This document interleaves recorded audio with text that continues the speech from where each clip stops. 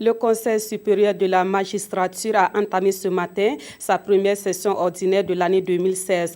À l'ordre du jour de cette session, le mouvement des magistrats, l'intégration et la nomination d'auditeurs de justice.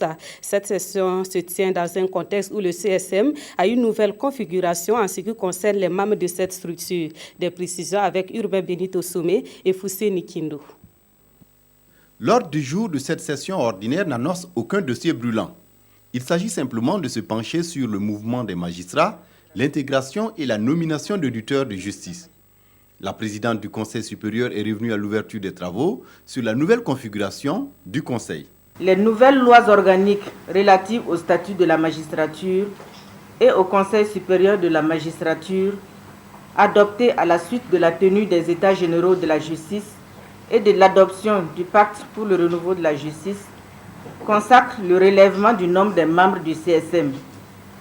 Ainsi, au terme de l'article 4 de la loi organique portant organisation, composition, attribution et fonctionnement du CSM, le commissaire du gouvernement du Conseil d'État et le procureur général près la Cour des comptes sont désormais des membres de droit du CSM.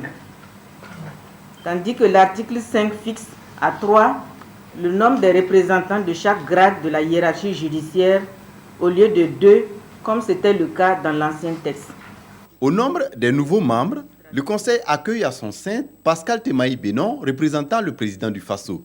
Le Conseil avait commis également un comité pour réfléchir sur des propositions concernant les nominations et cette session va donc examiner ces propositions.